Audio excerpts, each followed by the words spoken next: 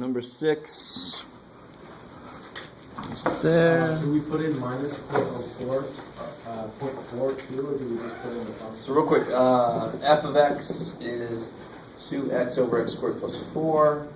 On the x-axis you want to be, you're talking about 0.4, right? So you want to know what delta has to be around that so that you end up, where'd it go? Not 0.4, where am I at? 1. 0.1. Backwards. 1, let's just move here over there, 1. So you want to see how close you have to be there. What's delta got to be there so you're within 0.1 of the supposed limit of 0.4. Right, so it's right at 1, the limit looks, they're claiming that it's 0.4. So you want to see how within 0.1, what values here would make it so that you're within 0.1 of that limit. 0.3. So let's look at on the graphic calculator, just make sure everybody's with us.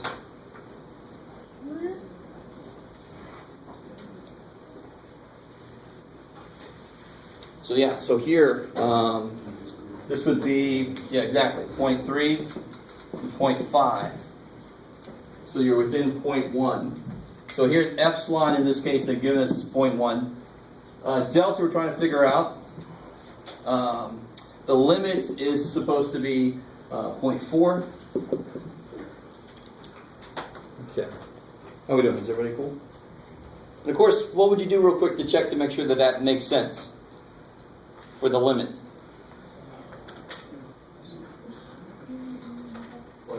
Plug in 1. I love it. There you go. Cool. And I mean, at this point, we haven't gotten to the point where we say we can actually do it. But you can, when you're doing a limit, this is a rational expression. And remember, now we know that rational expressions are all continuous. So that means their limit exists at every point in their domain. So that means that if I want to know what the limit is, I can just plug the point in. Right? So they're giving us functions that we could work out, but they want us to give us functions that work out so that we don't get freaked out just by the process itself. Let me say that again. So I can just plug a 1 in. What do I get when I plug a 1 in? 2 over 5, and 2/5 is 0.4. Sweet. So all this kind of makes sense. But now I can kind of play with this weird epsilon delta shit on top of this stuff that actually makes sense. That is 0.4 when x is 1. So I don't want 2 layers of weirdness. Right? So you plug in your a, because 1's the a, right? Yeah, 1's the a. Oh, just to check, just to see if that even makes sense, what they're saying. Plug a 1 in, and sure enough, the value is 0.4. Oh. And why, now be careful, why is that the limit also? Because when I plug a function, when I plug an x in, that's not necessarily the limit, that's just the function value there. What is it about that function? It's continuous, I love it. So when I plug a function, if I get a value for a function at a point, that does not mean that's the limit. Because, of course, I could have this situation. But if it's continuous, then it has to go through that point. And that's the one time the function value will equal the limit. Are you guys with me? That's that thing that's really easy to get confused. Is the limit doesn't need the function to be defined there. But if it is continuous through that point, then it is defined there, and it's exactly the same as the limit would be. Hopeful. So let's see what this looks like on the calculator.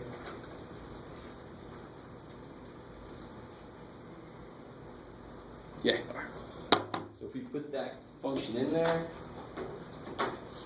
holy crap! Oh yeah, this is from last time. So remember how we did this? We do 0.3. Not 0.3 each other. Then we do the function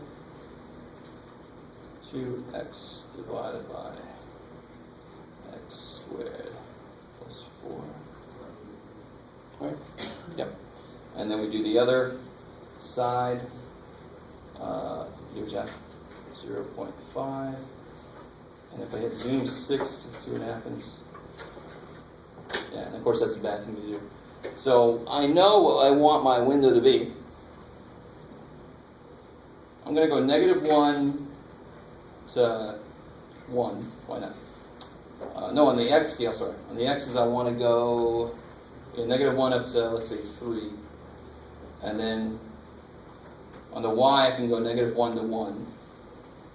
And again, that's just because by me drawing this little graph, I know I just want to focus on this part. And on the x scale, what did I say? -1 to 3? That should be good enough to start off. Now if I graph this sucker, it should look... There's the function.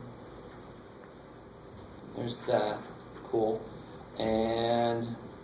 I can't remember, what did I do? Oh yeah, that's right. 1. So here's 0.4, roughly. It should be in between there. So what have I done? Oh, I'm going to keep thinking the wrong way. 1 is there. That should be 0.4 there. So here's the 1. This is the A. So as x goes to A, the output should be going towards 0.4. So it looks good, right? So I want to know how far out do I have to go to guarantee that I'm in here. Now notice something interesting up here. It looks like it never gets there, right? So I don't know if you guys tried this yet. Let me zoom in just a little more. Let me maybe make y max. Let's make y min 0 and y max 0.6. So how far are you going to the delta? 1 on each side? To 0 and 2? It looks like maybe it hits right there. So on this, here's my A, here's my 1, right? Delta tells me how far am I able to go out from that 1 so that the outputs for everything in there will stay inside those lines. Cool? Okay, so we should all have that basic idea. It's just the specifics. When we hit all the different kind of problems, we're like, okay, I'm really big on the idea, and then you want me to get specific too. That's getting crazy. So what do I do to try to work out what the delta has to be? I mean, in this direction, how far down does it look like I can go until what happens? Yeah, the intersection between those two, right? That'll keep me in there. So how do I find the intersection? Second trace 5. Good. Second trace, get the calc, get the intersect, put it right on there. Because when you hit enter, it bounces to the next function in your list. And the next function in my list is the actual f of x. So right now it's sitting on the f of x line. You guys with me? Enter again, and then my guess, well, I already put it on my guess. Enter. So it looks like in that direction it's 2/3. Right? So we'll just say 0.6 repeating is what it looks like. You cool? And that, of course, has an output of 0.3. So as long as we don't go any further down than that, now how far up can I go? Same thing, so now you go second calc. You can do it, Jeff. 5, you go up to up.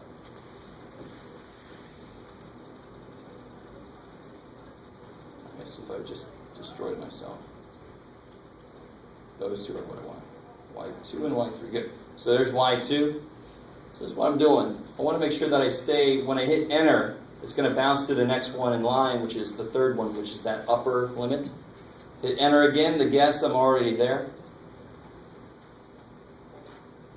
So it's trying to tell me, well, I think it's just trying to tell me 2.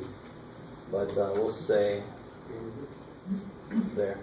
So of course, what am I going to let delta equal then? What's going to make it safe? Can I go this as far up as I can down? So to make sure that I actually stay within there, I want to use that, right?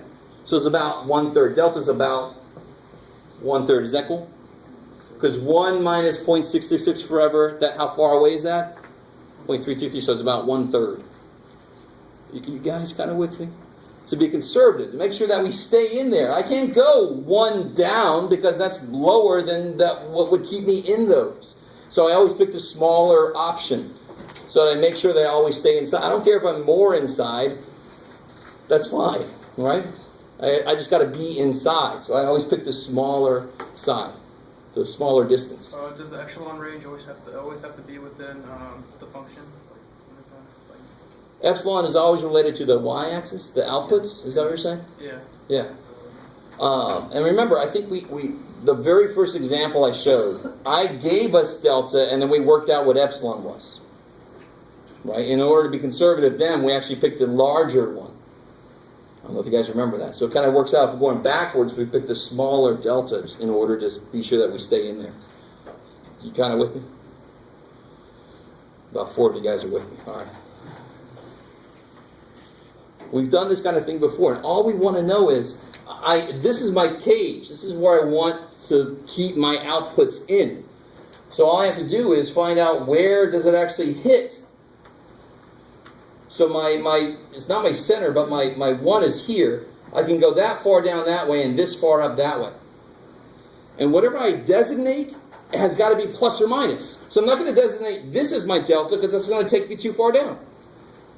And it's relatively simple to find these. It's just intersections, right? Even if you haven't used the graphic calculator before, it's a pretty simple function, the intersection.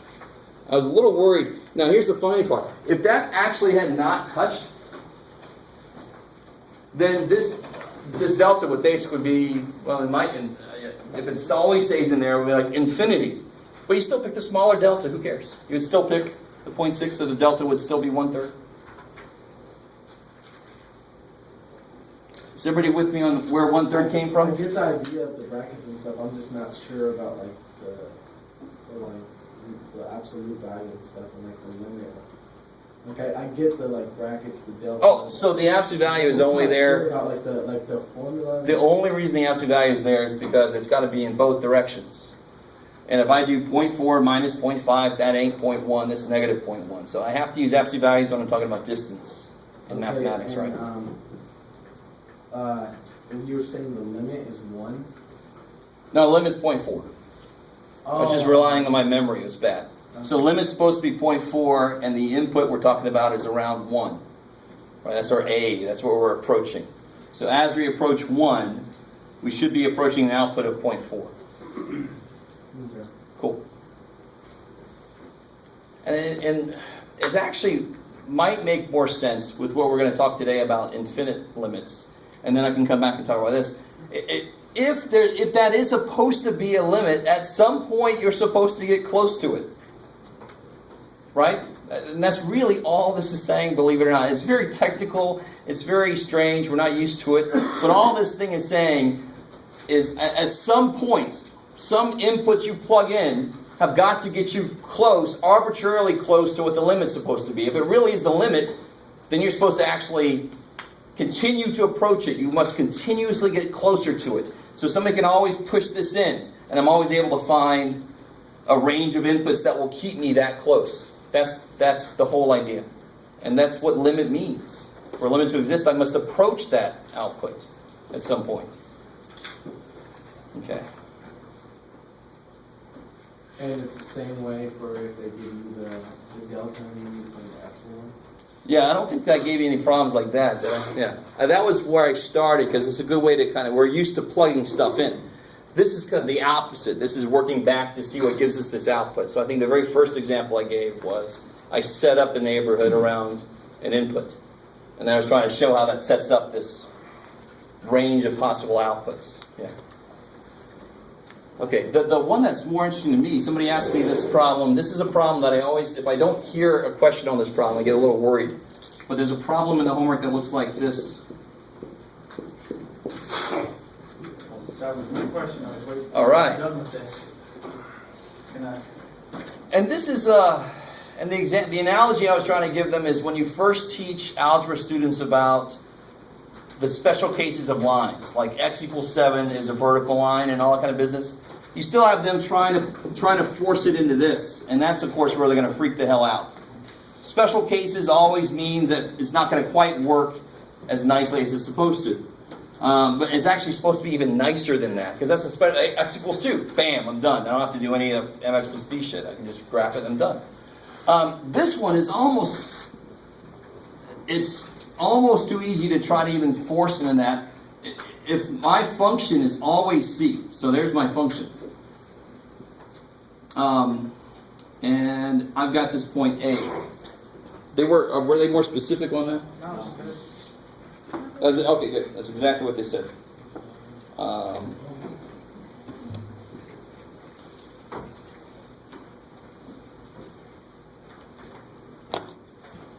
okay.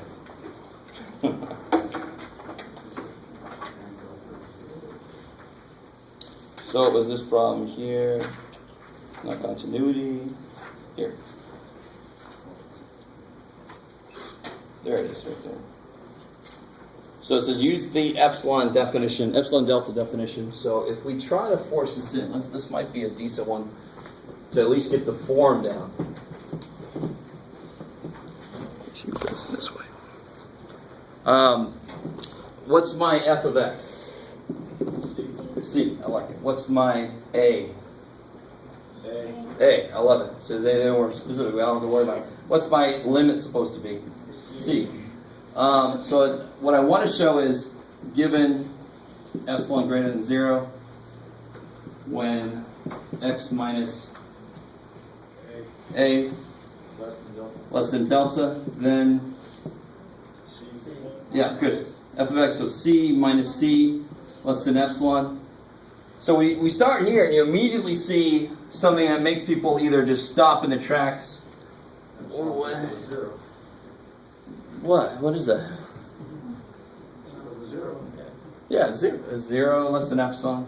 So now, what that means is, it's sort of like when you get the answer when you first, and again, I keep going in an analogy, but this is a perfect analogy because now you completely understand this. But when you get an answer to an equation like 0 equals 0, what does that mean? Do you just circle that and say, I have shown that 0 equals 0. I deserve a master's degree for that. Wow, 0 equals 0 is great. What does that mean when you solve an equation, you get 0 equals 0? What does it mean? Well, I'm making too big of an assumption. All real numbers. Well, it kind of depends on the setup. Let's say I have a first degree linear equation. Right, like x plus 4 equals 1/2 2x plus 8. Right? So when you solve that, you're going to get 0 equals 0. It's all real numbers.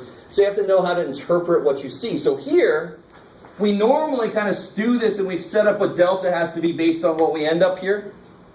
But I get a statement that is always true. Just like when I solve an equation like this, always true. Which means what delta will work? Any delta will work. Just like that means any input will work. And if you really think about it, I mean, when you do this, they want you to do the setup and everything, but it kind of falls apart. And when you do the proof, you say let delta be any damn thing bigger than 0. Because then when x minus a is less than delta, what's c minus c? 0. Is that less than epsilon? Yes. So it's trivially true, which always makes a proof difficult. So that is a weird-ass question, but you can still put it. You let delta be any damn thing you want, and this is 0. So that's less than epsilon, no matter what the hell you make delta. Just like whatever you make x, that's going to be a true statement, right? It's an even better analogy than I first thought. And what is that really saying? How big of a neighborhood do you have to make so that the outputs are within some epsilon? Well, it's always right on top of itself, isn't it? No matter how big, how far out you go, it's always on it. You don't have to force it to be close. It's always right on it. Are you guys with me? No matter what my inputs are, my function value minus the limit is 0. That's what that's saying. So you don't have to restrict delta. It's always already there. So does that mean, however, like if you have like a less steep slope, like a really like shallow slope, it's going to be bigger epsilon and deltas? Exactly. Good. I mean, so here's this is the ultimate example of very little slope. This is no slope. So if I have either a very extreme slope, that's going to be really, or if I have some kind of extreme oscillation going on, then I have to really get close to make things work correctly, right? But here, this just doesn't go anywhere. It doesn't ever go anywhere. So I don't have to restrict how close I let my inputs be to the one input that I'm curious about. They could be anywhere, because I'm always there already. Do you guys kind of get that? I like the analogy. I've actually never used it before, but now it even makes more sense. The analogy between getting that answer in algebra versus getting this answer when you're trying to do this proof. They actually mean the same thing. This is true, period. This is always true. Epsilon greater than 0. That's the definition of epsilon. Therefore, what delta must you use? Any delta you want to, right? It's always true. Delta doesn't matter. Yeah. What if you were trying to keep going with that Oh. as you were doing the other problems?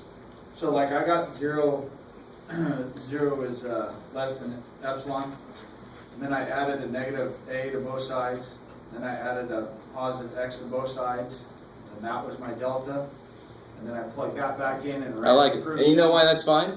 In a way, it's because you let delta be any damn thing you want it to be. Okay, so Yeah. So you could actually, right here, you could say let delta equal 2 epsilon divided by 87.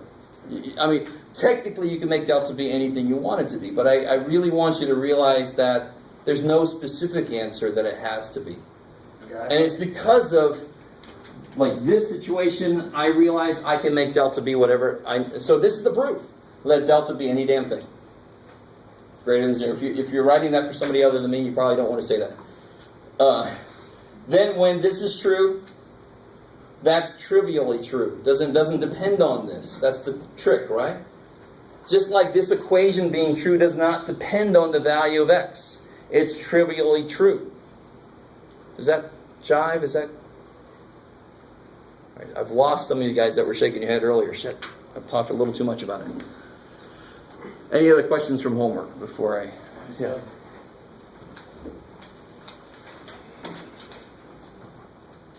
So 27. That one there? Yep. Okay. So that problem, of course, whenever you have absolute values, you got to be careful. But if we try to just set it up in the format, so we have, how do I write this? When, so given epsilon greater than 0, when, X minus 0 is less than delta. and, yeah, And absolute of Then- x minus 0 less than epsilon. okay, I like it. Cool.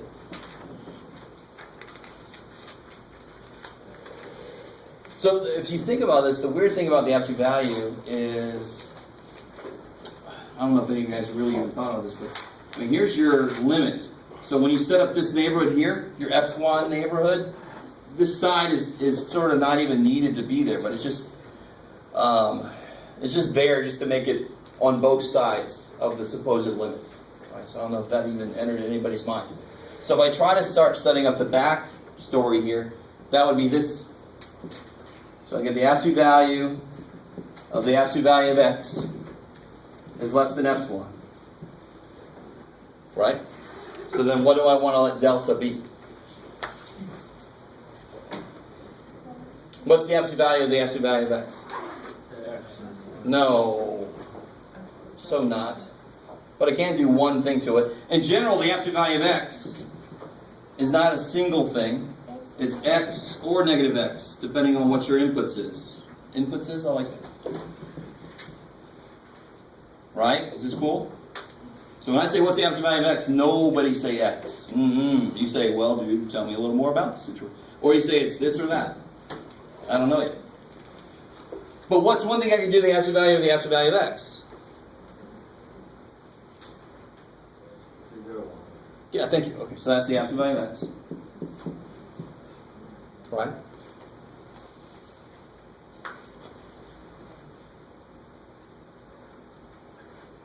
And where do I want to end up? I want to end up with x less than something. Right? And what's the absolute value of x less than epsilon mean? How can I rewrite that? Yeah, if you really want to get down into this, it says negative epsilon less than x less than epsilon. Right? But epsilon itself has to be bigger than 0. Delta has to be bigger than 0. So you can't let delta equal negative epsilon. So you just let delta equal epsilon. Because that's part of what it says. If I let delta equal epsilon. Okay, I'm going to let you guys absorb that for a second. Because basically absolute value is what degree? Absolute value of x is what degree? Is it linear, quadratic? It's the first degree. Right? So it should be that simple. We know straight lines are basically based on the slope. This is slope of 1. I should set delta equal to epsilon. Okay, maybe. So, if we go forward now with this, so given epsilon bigger than 0, when x minus 0 is less than delta, which equals epsilon. So when absolute value of x is less than epsilon, then the absolute value of x is less than epsilon, right? Basically doing the backwards part of what we did. It really goes the same way as what we're used to. I think some of you guys just got stuck, here, this getting down here and just understanding I can just make delta equal to epsilon. I don't have to worry about that negative epsilon side. I don't have to worry about that. So you can imagine, look how just putting an absolute value symbol in there made it feel harder than it would be just for a straight line. So imagine putting any other function in there.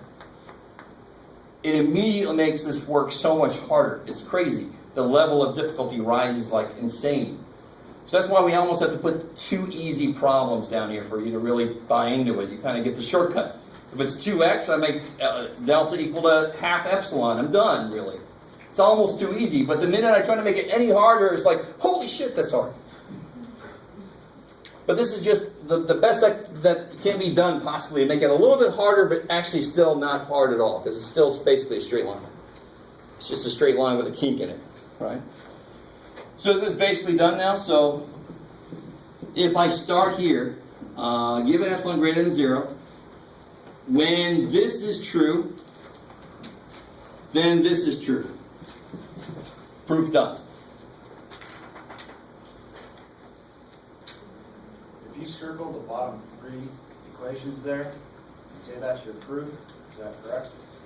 Or is that incorrect? Well, the proof would really, the proof really starts here. Given epsilon greater than 0, when this, then that. So that's my proof right there. Let me just So that's what you make the would be board looking for. even harder to read. Huh? That's what you would be looking for in an answer. Yes, cool. If I just wrote the bottom 3, they'd be incorrect. Yeah, you're missing the setup. The proof has to start with given epsilon greater than 0. Then you let delta equal something. And then you proceed to show how you recapture the f of x minus L statement, right? That's the end result. You want to start here and somehow work it to recapture that statement. That's the proof. That side work over there is just figuring out what to let delta equal.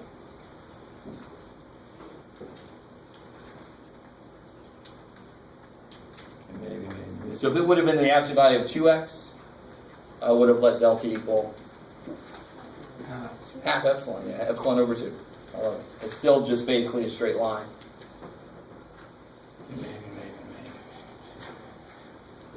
Okay. Anything else? Any other questions from?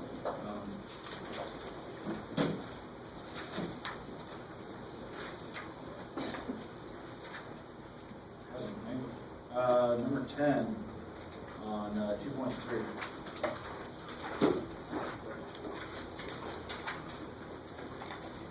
Oh yeah. All right. Now, the funny thing about 10 is, and as a student, this isn't really funny, but we've done this kind of thing before in algebra, and everything's nice. But remember, anytime we solved an equation with this in it, anytime we started talking about rational expressions, we always had to clarify that in this case, x can't be 2. So when I write this, the only thing that's wrong with this is that nowhere is that stated. Then why is this okay? Because of course,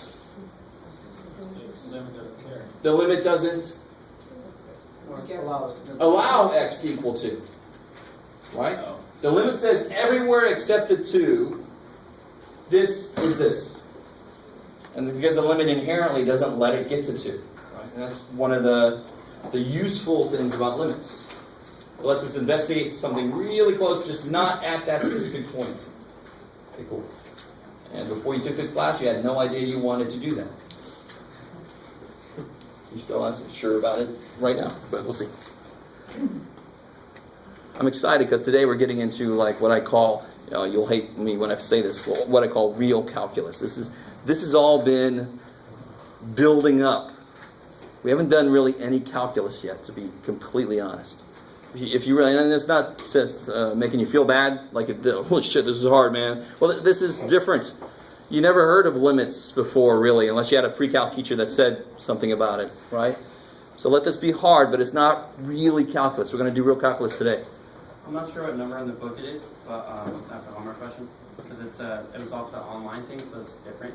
But it's as the limit of h approaches 0, 9 plus h to the third minus 729 over h. And Do you know which section it was in? 2.3. 2.3. Or, yeah. Well, let's see. Read it off to me again. We'll do it up here. As h approaches 0. Oh, hold on. Sorry. Limit h to 0. 9 plus h to the third.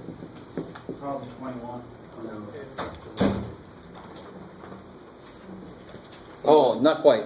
It's gonna be like number 18. Yeah, it's going to be like 18. 9 plus h to the third minus 729. 729. Of course, 9 cubed is 200 is, yeah. over h. So you kind of see this where this thing's going. And we're going to get really into this today. We've been doing, you've been doing this kind of expression now, hopefully, for a little while, right? And what always happens with the h when you're doing this kind of thing, eventually it cancels out. And thank God, because that's our problem. We always want our problem to cancel out, right? So you have to cube this dude. And real quick, does anybody know Pascal's triangle, the binomial theorem, and that kind of stuff? 1, 2, 2, 1. Well, almost. You say 2 or 3? 1, 3, 3, 1. All right, sounds better. So, 1, just 1, 4, 5, 4. I mean, you just keep adding. 1, 2 is 3, 3 and 3 is 6, 1 and 3 is 4. And it seems like, okay, Jeff, that's nice. You're just bored and you're playing with numbers. But if I did x plus 1 cubed, well, x plus 1 squared is x squared plus 2x plus 1. Is that cool? Are you guys with me? So if I do this, I get x cubed, 2x squared, x squared. So that's 3x squared. 1x and 2x is 3x. Plus 1. 1, 3, 3, 1. 1, 3, 3, 1. You semi with me so far?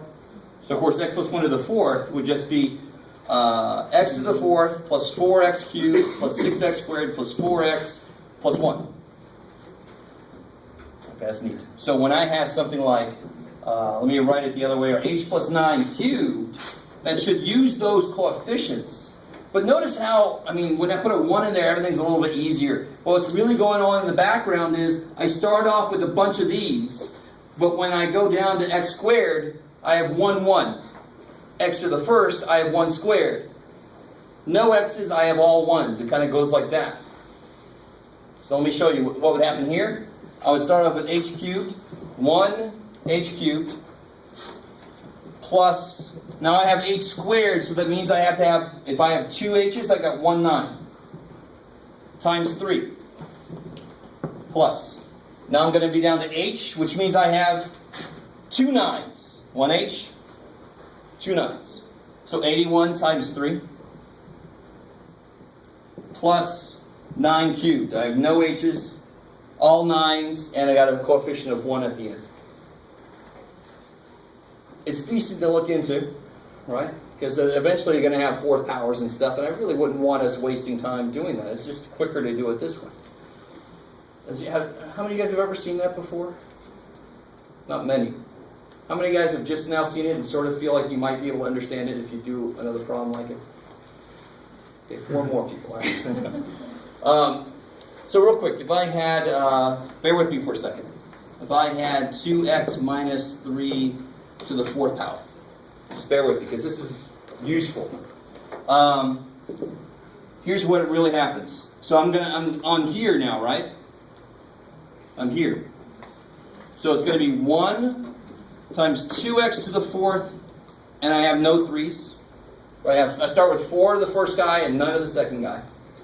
Then the next step I'm going to have 3 of these guys, which means I have 1 of these guys. And what's the coefficient? 3. You with me so far? Well, shit. I'll keep going just because. And now the next step, I'm going to have how many of these guys? 2, which means I have to have 2 of those guys. So here's all 2x's, no negative 3's. 3 2x's, 1 negative 3. 2 2x's, 2 negative 3, so forth. What's the coefficient? Oh, why did I put a 3 there? Sorry. We're here. What's the coefficient for the middle dude? 6. So this coefficient is going to be 4. I'm going to have 3 negative 3's and 1 2x. And then finally, my last coefficient is 1. I'm going to have all negative 3's, no 2x's. So then you just put it back together. 16 x4 minus, what is that, 96? Where do you come out with? Yeah, 96, 24, 96, yeah. X cubed, blah, blah, blah, blah. You just put it all back together, right? That is a lot quicker than it would be 2x minus 3 times 2x minus 3, and then do that times 2x minus 3, and then do that times 2x minus 3. This is quicker, possibly. All right, just to let you know. So what was the point of that? So we got this, so I can put that in here now. H cubed plus 27h squared plus, 243h plus 729. That's what that is. Minus 729 over h. I got it now. Cool. And of course 729's cancel, the h's go away, then you're able to plug a 0 in for h. Okay. Alright, cool. Are we going to be doing like IROC and AROC stuff? Who? Instantaneous. Yes. And that's calculus. Sam. Can I ask a question about 2 to 5? No. No, yeah. Why couldn't you? Number 32. Alright, so let's see. Why the function is continuous at every number in its domain. So we got, and of course they mention these using these theorems. 32, it says 4, 5, 7, and 9. So if you look back, theorem 4 is about combinations of continuous functions are also continuous. 5 is about polynomials being continuous everywhere, rational functions being continuous where it's defined.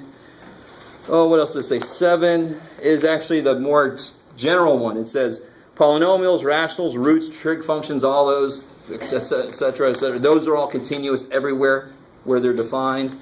And finally, 9, theorem 9 says compositions of things of continuous functions are also continuous. Blam. So if I look at 32,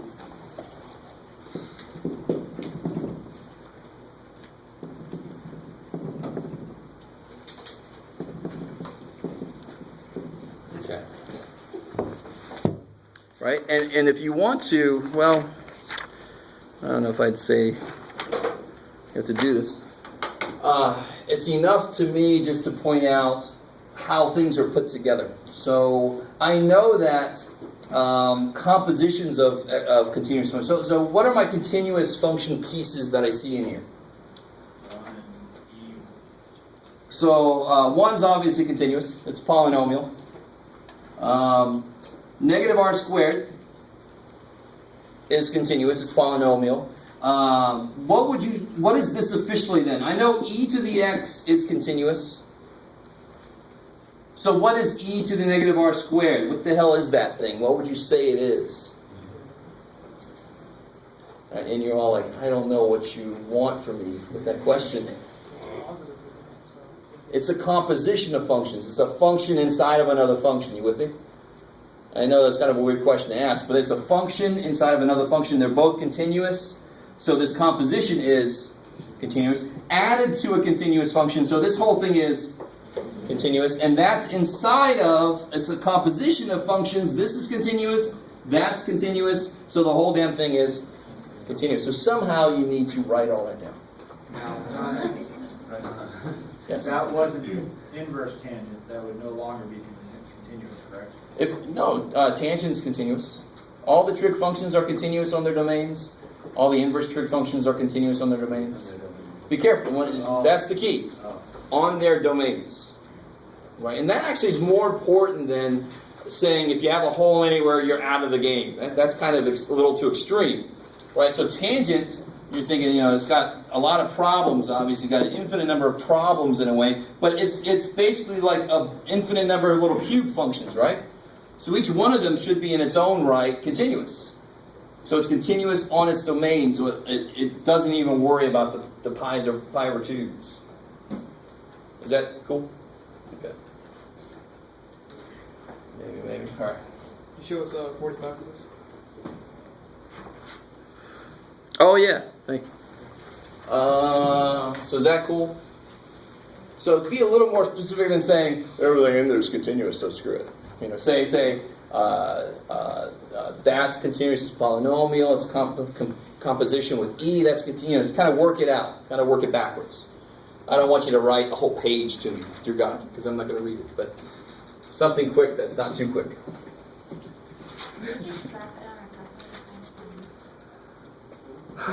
So it's not asking for the domain. Right?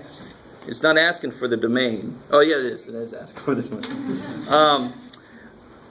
So it doesn't have a little graphing calculator symbol. So that might actually be, before I leave this one, this one's going to be kind of freaky to work out. What's the domain of this guy? What's the inverse tangent look like? A bunch of cubic. Yeah, by itself, now be careful, it's inverse tangent. So Yeah, so it looks like this, and what's here, and there. You guys remember it's just tangent turned around, so these have to be the pi over 2's, right? The positive and the negative pi over 2. So what's its domain then?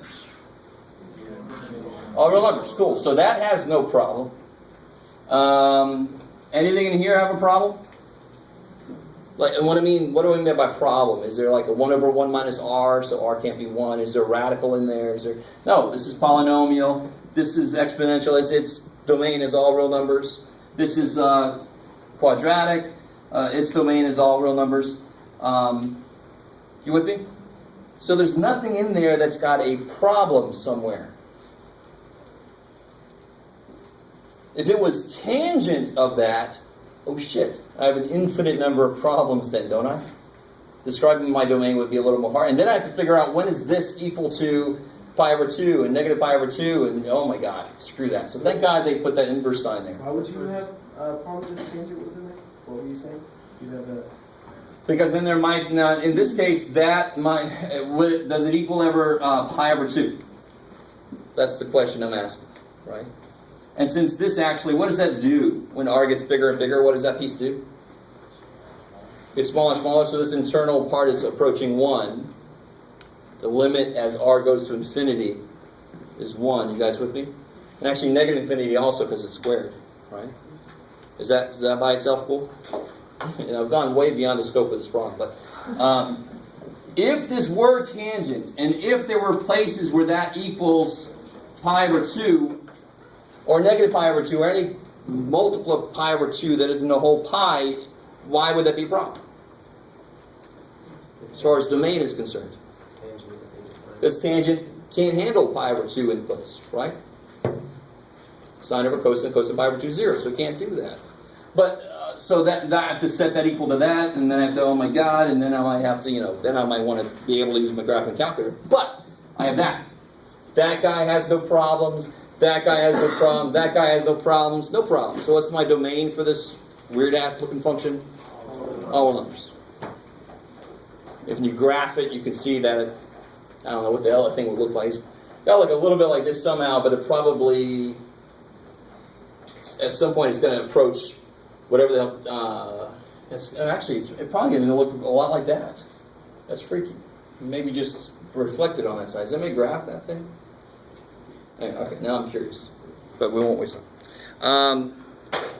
So number 45.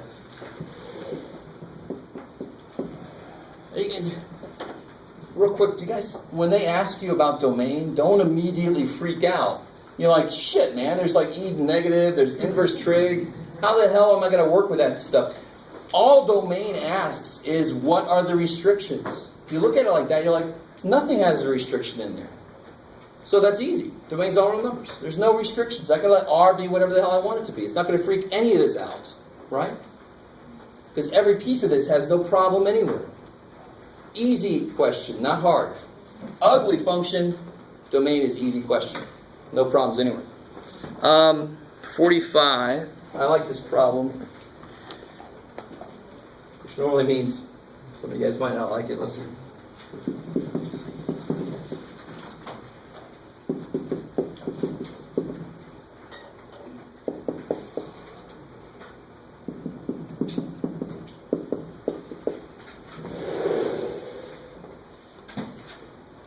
Find the value of C so this is continuous everywhere.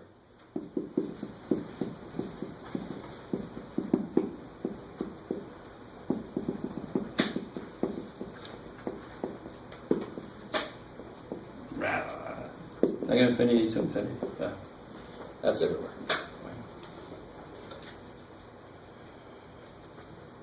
So again, this is a problem when you look at it, you're like, holy shit. But you really have to analyze, what are the parts of this? It's a piecewise function. What's each part? What kind of function are they? What kind of...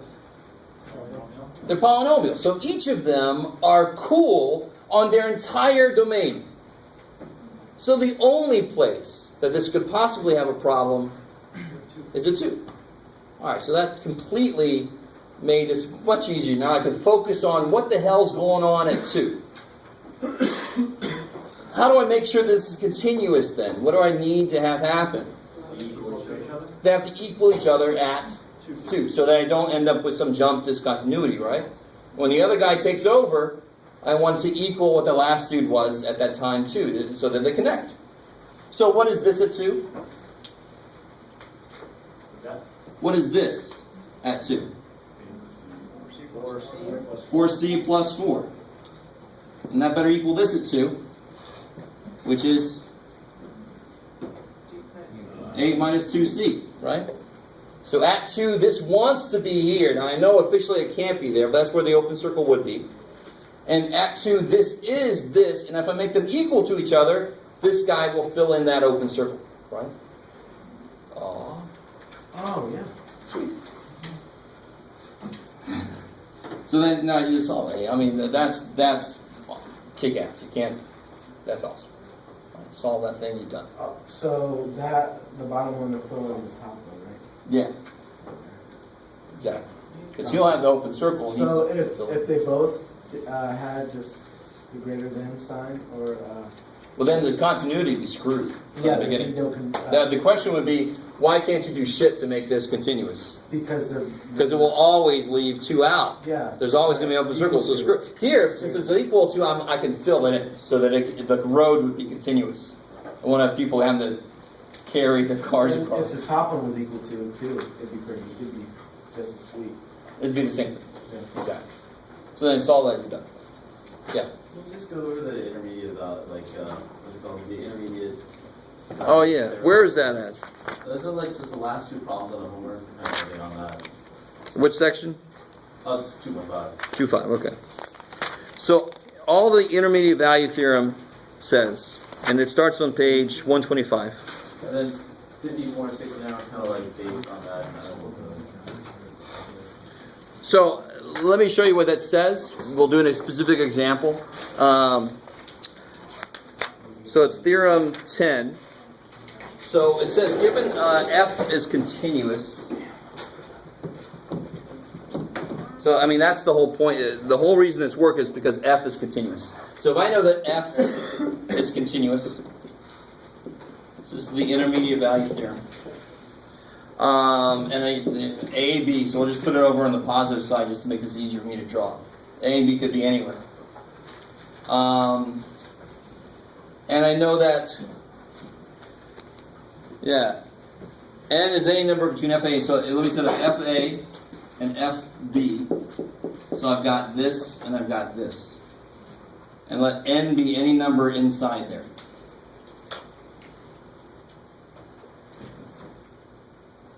So what this says is, there's some value in between A and B, C, where, so let me show you a symbol that I like.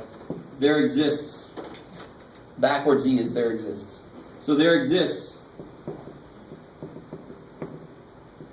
C in between A and B might be equal to the, such that f of C equals n. Now that's a long way to say, if your continuous function, you have got to take on all the values in between A and B. That's really what that says. And if I say it like that, I'm hoping some of you guys are like, well, duh. Does that, if I say it like that, now it's a little more, so if I'm continuous function, and I have A and B, I have to take on all the values in between. There's no way I can escape any specific value in between those two. The only way I could do that is if I jumped, and then I would not be continuous. So the idea makes sense. At some point, it has to. There's no escape for this poor little dude, because it's not allowed to tunnel or jump, So all it's transport. saying is that n equals FC. The important thing is that C exists, so that its output equals n. And what is n? Any value in between FA and FB. So that's why what it really says, in less technical speak, is that my function must take on every value in between FA and FB. If it's continuous, that's the key. Okay. If a function is discontinuous, it can hop all over the damn place. It doesn't have to take on all the values. I can hop from FA to FB. Now, the immediate usefulness of this, and intermediate value theorem is used in so many. If anybody's, again, if you're going to major in mathematics and you get to a course called real analysis, and you get past that, you get to more proof courses, IVT comes up a lot, and its corollaries, its little spin-offs come up all over the damn place. But the most immediate useful thing is, if I have a function, and at these two, f of A is less than 0 and f of B is greater than 0, then the intermediate value, and f is continuous, of course. What's the intermediate value theorem guarantee happens? Then it's continuous. So if f of A is less than 0 and f of B is greater than 0, then at some point there must be Continuous? what of the function? 0. It has to be a root of the function in between those two, right? So that's what they're talking about when they say find the root. Exactly. When they say find the root, or show that a root exists, all you have to do, so which problem are you looking at specifically? Was, I guess, 54 Okay. or 69, whichever you like. Oh, I was so happy when I saw this, because I heard about this a long time ago, and I don't think I've seen it in a book until now. So 69, I'm going to leave to you guys, because it's really cool. Tibetan monk going up a mountain and coming back down, and somehow that's a math problem. I love it. 54, let me see, I don't want to do 54, I don't want to do, because I think I only signed one of these, right? I don't want to do that one problem for you. Look at, they're all the same. Once you see it, it's the same. So look at 53. It says e to the x equals, where'd it go? 3 minus 2x.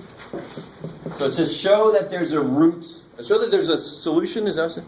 There's a root of the given equation. So what that really means is there's a solution to this equation somewhere in this interval. So that's like my A and my B. Is that cool? Say that one more time. There's a solution. Show that there's a solution to this equation in that interval. With We're me? saying that 0 and 1 are also solutions, correct? No. Show that there is a solution to this in that interval. So it could be a number between 0 and 1. That you assign x, then it's going to equal each other. So here's what you do. Right? Because this whole thing is kind of predicated on equaling 0 somehow. Right?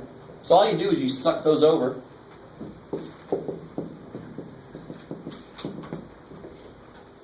And you look at this function. And you say, okay, so here's my function. Here's f of x. All right, let me make sure you guys are with me. So all I did there was equal it to 0. Because then I've got this situation. I'm looking for real roots. Right? Roots are when they hit the x-axis. Because that's where roots start, on the ground. That's why we call them roots. What is f of 0? 0. Oh.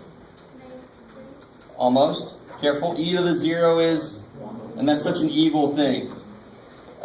Trust me, that's going to happen a lot to you, so be really careful. If you see an E in your equation and you're starting to plug stuff in, you can't do like you've always done and say, oh yeah, everything's 0 except the number.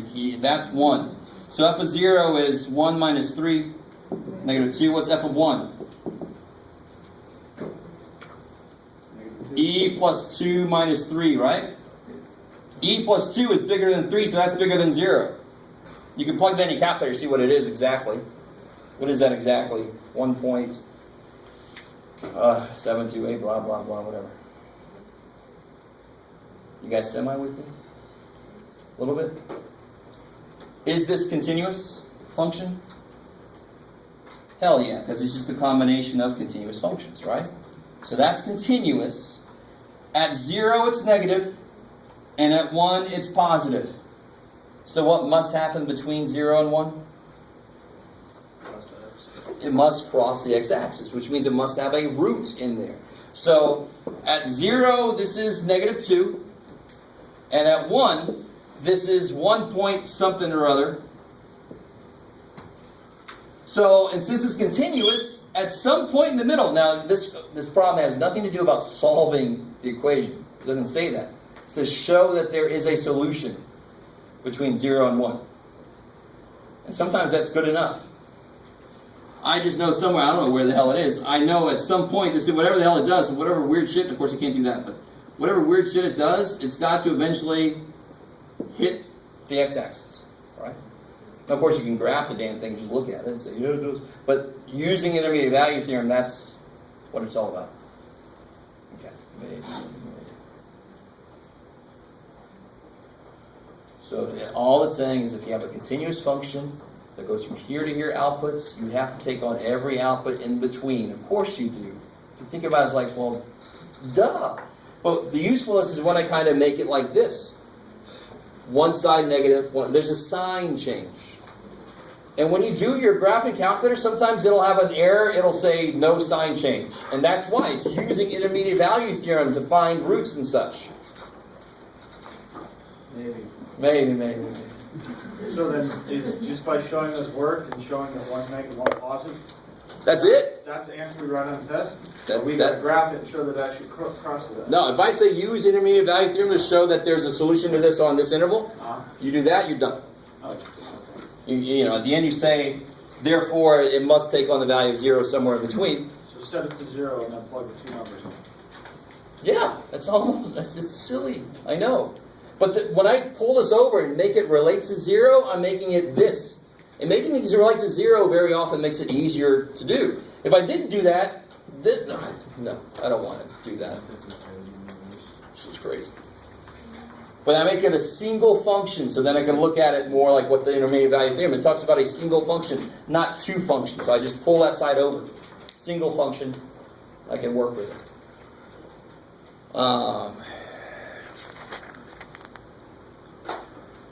And if you look at example 10, it's exactly what we just did, except they start off with it equal to 0. So of course in the homework they set you one up that doesn't equal 0, and you might not realize that's key. You've got to have it equal to 0 and have this side be the f of x that you're working with.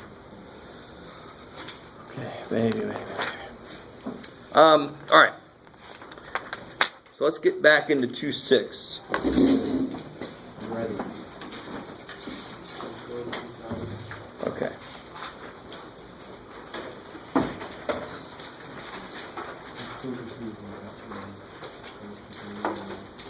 I don't use the overhead a lot for this, but there's some pictures up here I don't want to try to draw.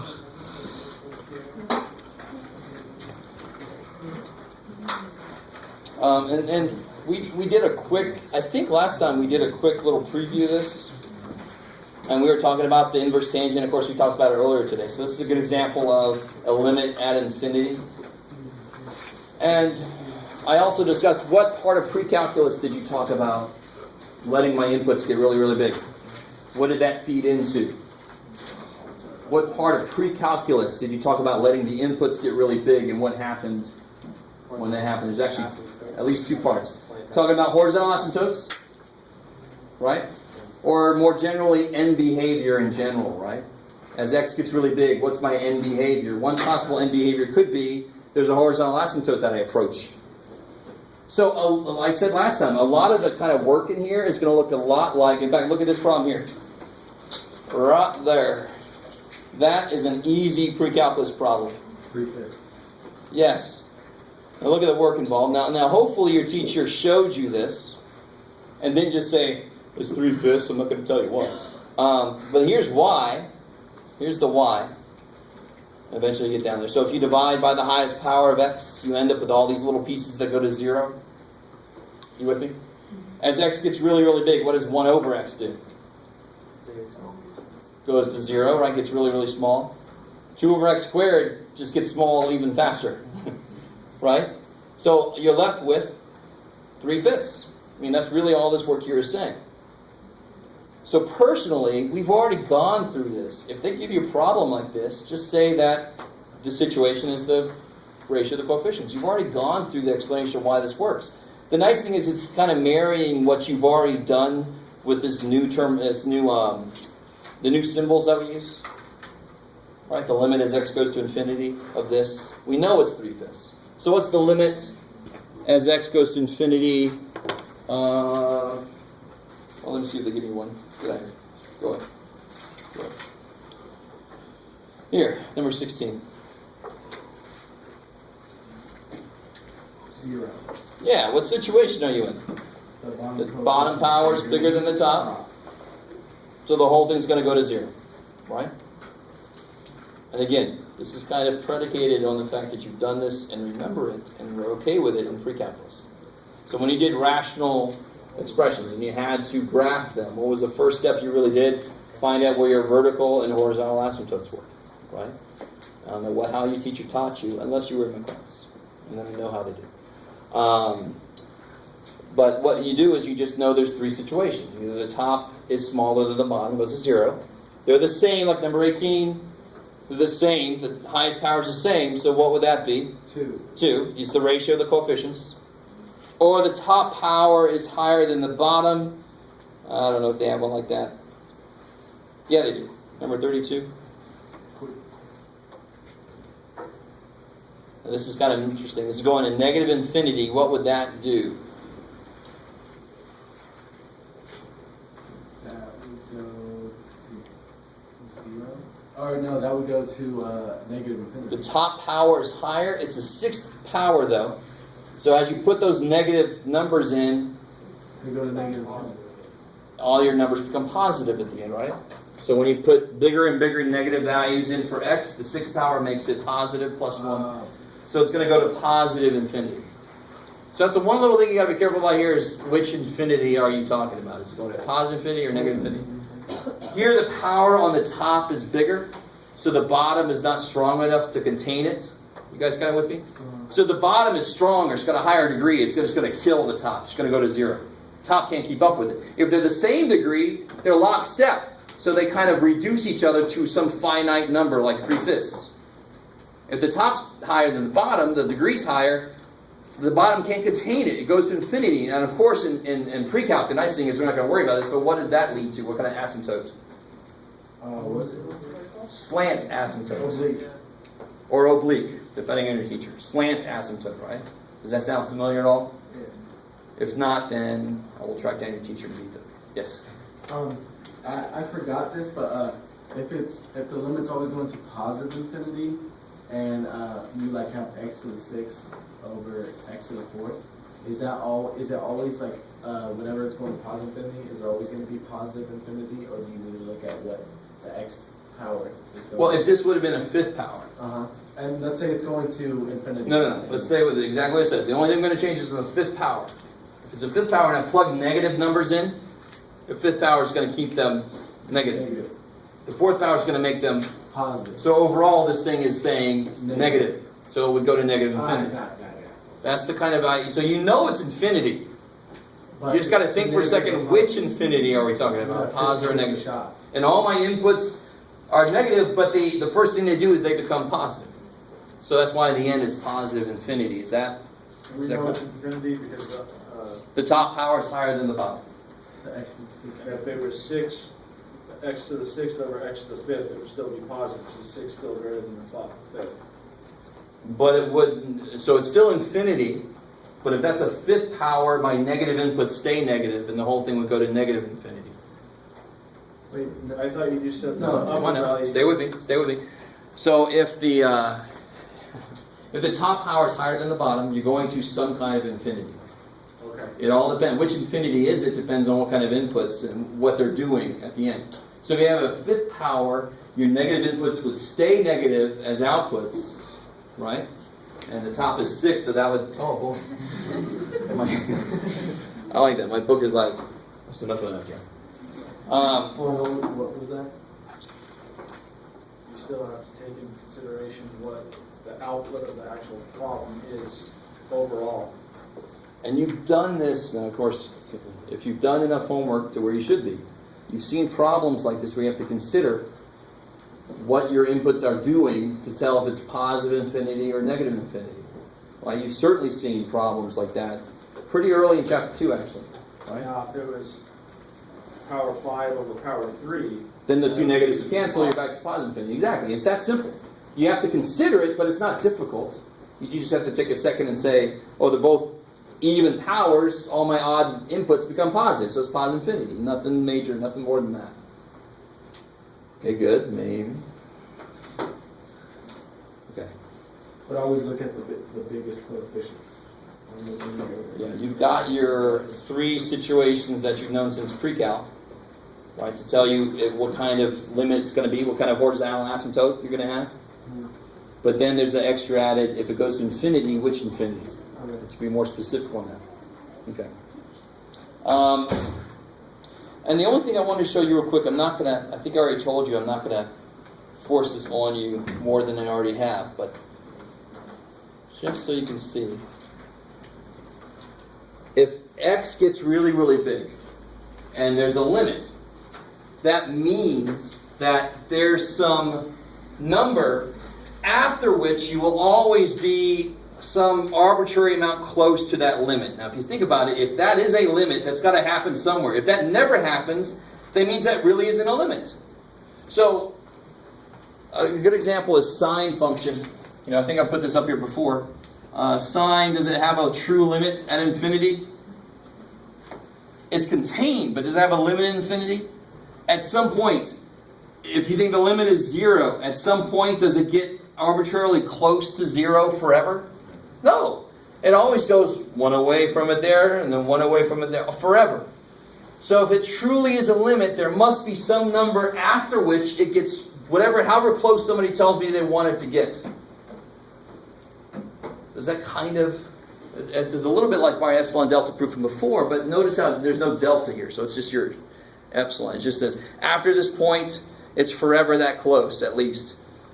And if you go later, at some point, it's got to be even closer to it. I mean, and that's the only way that would be the true limit. Now notice, what could this n be? This n could be, it could be 7. It could be 7 billion. It could be 18 trillion to the trillionth power. It just says at some point. Right? that's for every function, or that's... If there is a limit as x goes to infinity, that must be true. At some point, it's always closer than some arbitrary closeness somebody gives me. If it never happens, then there's no limit. It doesn't get close to something if that never happens. So it makes sense that must happen. So you can imagine there's a whole range of proof problems you could do. I'm not going to make you do them because I'm too nice. All right. And you guys are like, no, you're not, Jeff. Okay. So there's really no real trick questions in here. There's nothing that bad, but just make sure we're all on the same page. Looking at this function here, what does it look like the limit as x goes to positive infinity is? Yeah, and that's not really a sine function truly. That's more like I was talking about before. That's a dampened. It is getting continuously closer and closer and closer because my oscillation is getting smaller and smaller and smaller. Are you with me? So they're big and then smaller and smaller. And it is eventually going to get as close to that 2 as you want it to be. That's what they're trying to show me the pattern of. You with me? What's the limit as x goes to negative infinity? Negative 1. Where, at what point does this thing have an infinite limit? Some kind of infinite, negative infinity or infinity? 0. Yeah, 0. So you got those two extremes. You've got the limit as x gets really big, and you've got the limit at a point itself gets really big, positive or negative in this case, right?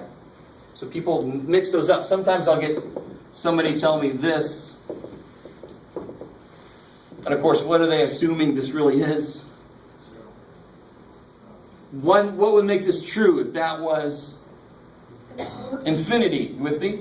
If x gets really big, this goes to 0. That's the kind of mistake that's really easy to make now.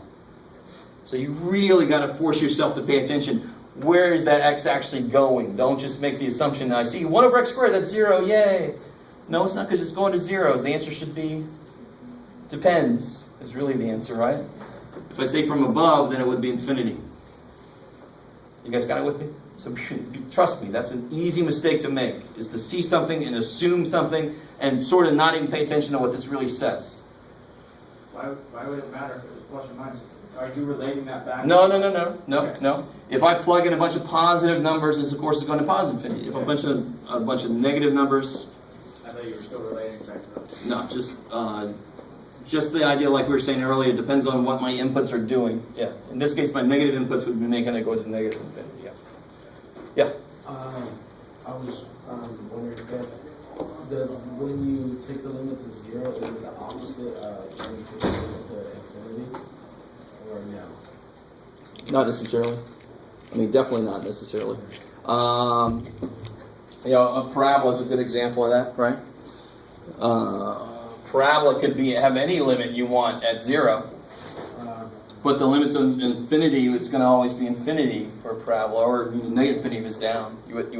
Yeah, I'm with That's a quick example that no. So be careful. They're not inverses somehow. They could be, but there's no magic way to know that or I something. saw one over x and that, and so I saw it was with infinity. So Yeah, no. Okay. So I really, really obviously want to get into, you might have been able to pick this up earlier, section 2.7 and 2.8. And a lot of 2.7 sounds very familiar to what we've done before. I don't know if you guys remember. I mean, obviously, that's huge. We were doing this back in section 2.1, 2.2, this kind of thing, just the slope. So when does all this work we've been doing become calculus? Right? And when that is when we marry the idea of limit together with this idea of secant lines and trying to see a pattern. I want to be able to tell, not only do I want to be able to tell exactly what a slope is at a point. So remember what we were doing earlier with making tables of values, and I want to know what the slope is right here. So we kind of step in closer and closer from both sides, and we keep making slope, because that's the best way you do. You need 2 points to get a slope. So we just step in closer and closer. I can see the pattern. But if I keep getting stuff like 6.1732, 6.1896, 6.18, let's say 90. At what point can I really just stop and say that's the answer? Or I'm not always going to be able to see the pattern and what it's really leading to. And remember, the analogy I made was solving systems of equations graphically. You have to make them very carefully if you want to have a nice answer, right? You can very quickly have a disgusting answer that you couldn't possibly get exactly right graphically. So we want an algebraic way to solve that. Well, here we want some way to do this problem, and that's where calculus comes in. So we take this idea, which we've used before, right? So I'm on page 143. Which frees you, so it doesn't matter. Okay, good. So we've used that idea before. And let's do a problem real quick, just to show you how this thing works by itself. This is still not, well, this is basically, if we had, let's use x squared. And I want to know the slope at 2, 4. Right? The slope at that point. So we have x squared, and we have this point on it. And I want to know what that slope is, what that tangent line slope would be. That's horrible, but oh, you get the idea. What that slope would be. Obviously, it's going to be positive, and it's going to be maybe decently big, right? It's not going to be like 1/3 or something. So to do this, I can actually use this idea here. The slope would be the limit as x goes to what in this case? 2. And then I just use my slope equation. That's the beautiful thing. So calculus really truly is just one step away from algebra. It is a large step to understand how this thing interacts with different functions and so forth. It took us a long time to get here. But it is just one step. Where am I at? So then you do f of x minus f of a. So let me just put this in here for a second just so we can keep this straight. So this would be the limit as x goes to 2 of x squared minus, what's f of a? F of 2, 4, over x minus 2. And what's the really nice thing you can do there? Factor.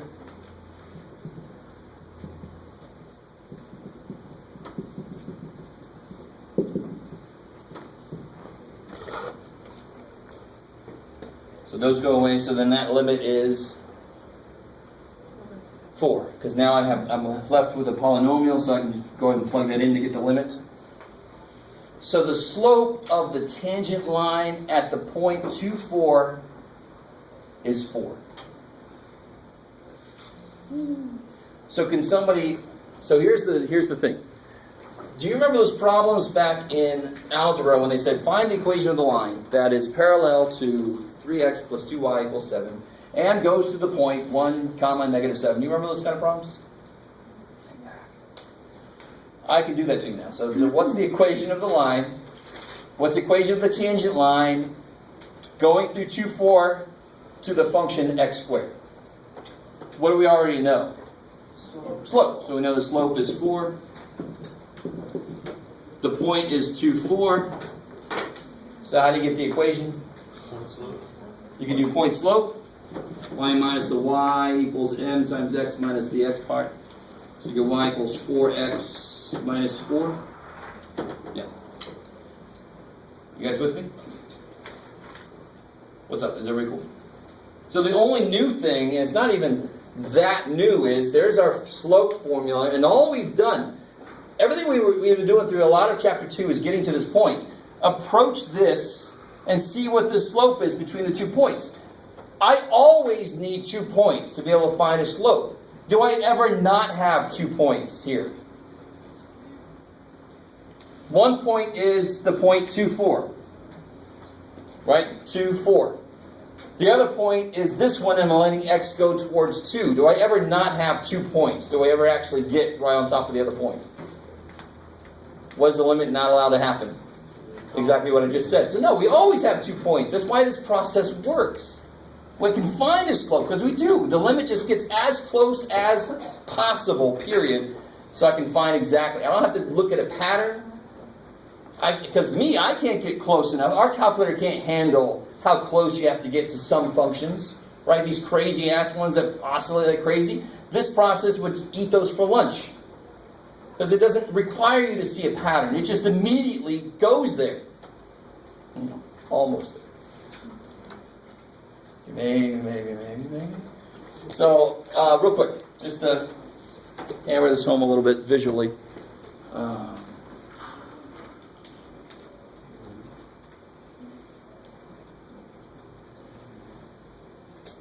Okay. So if I graphed x squared,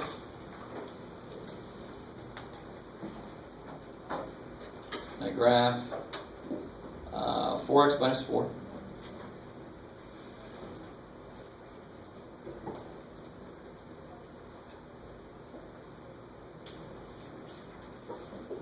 There you go. So where do these intersect? Let's zoom in a little bit. I mean, that's basically, you know, my horrendous attempt there is basically there, right? You guys really don't like to speak. That's driving me crazy. I don't know. Wait. We're a tough crowd. Yeah, you are. So if I zoom in a little bit, did I already do zoom box? Yeah, I did. Okay. Just to kind of see a little bit closer what's going on. Around 2 here. So here's my parabola. Here comes my tangent line. So right there is 2. So if I try to find the intersection, let's see if the calculator can handle it. These are the situations the calculator has real trouble with when they really are almost going the exact same direction for a little while. It's hard for it to do. Let's see if it can handle this. I want to find the intersection between these two. So I know it should be at 2, 4. So here's the, let me go to 2, 4. First curve, second curve. I'm curious if it's going to have trouble. Oh, cool. 2, 4 basically. So it had a little resolution trouble. You see that? But it's still trying to tell me 2, 4 is where they intersect. So they only intersect at that one point, exactly what a tangent line is supposed to do. So it is that tangent line, that 4x plus 4 is going the exact same direction as a parabola at that point. The minute I go past that point by a little bit, the parabola is now headed in a different direction, right? And that's the definition of a curve in a way. It's never going in the same direction. If you take one little infinitesimal step, it's going in a different direction now. And that's, of course, the big step you have to take from algebra. The only kind of function you can handle in algebra slope-wise is a straight line because the slope never changes. Now we're able to handle any function, if you understand what's going on here. As long as we could calculate this. Now, is it always easy? Can you imagine functions that it might not be easy to do this with? All of it, polynomials are easy because you can factor them. But the minute I put like square roots or natural logs or trig functions or something, this is going to kind of go to hell a little bit, right? Or at least be difficult. What is sine wave? Because it's always changing. But no, the whole point here is I can find the slope at any point on that curve, right? That's what I'm trying to do here. And this is still way too specific of a setup, to be honest. This is very specific. At 2, this gives me the slope. Now, as a student, I want to know what the slope is everywhere. So what we really want to do is get a function output here, not a number output. I want to get a function where I can plug in my own x. I want the function that describes what the slope is everywhere. God. And the crowd goes nothing. I like it. Okay. So, all right. So let me build up the next part here.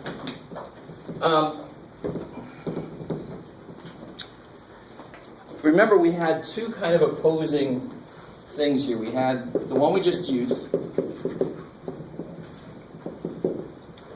And if I let... so this is one way to do this. And if I let x minus a... Let's see which way I want to go with this. Go to h.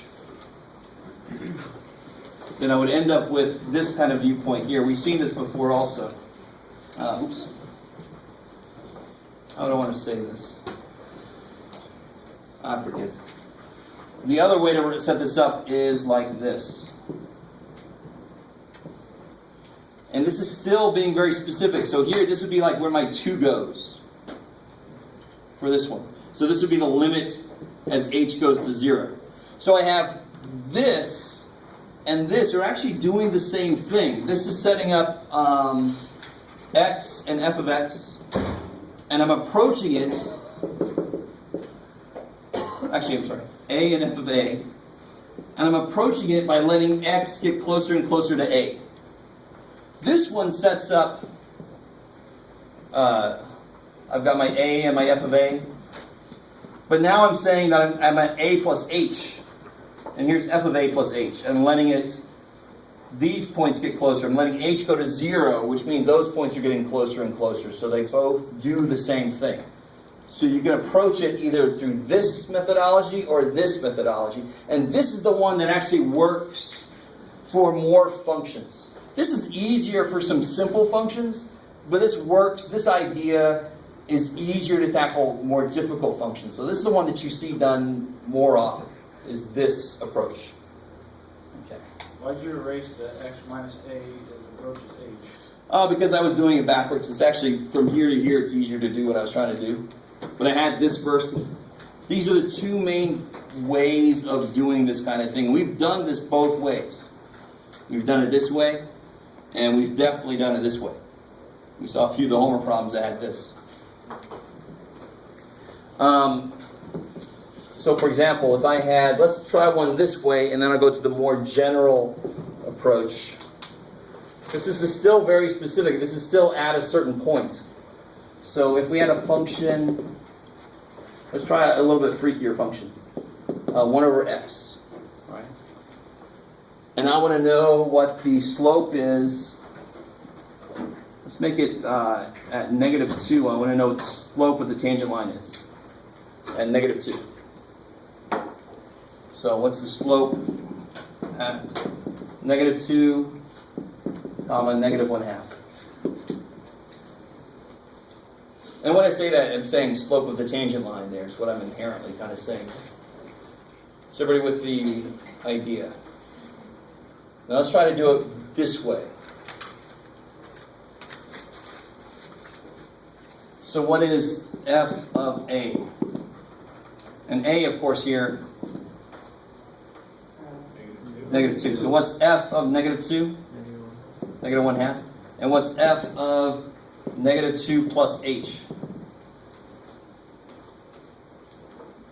So I'm really just doing the parts that I need to use to throw in here. All right, this is not a bad way to do a problem like this, is to set up what each piece is and then put them together. So what's f of -2 plus h? Don't overthink it. 1 over negative 2. 1 over -2 plus h, right? So now put it all together. The limit as h goes to 0, so that's going to approach this. My 2 points that I'm using to set up my slope are going to get closer to each other. 1 point actually is just getting closer to the other one.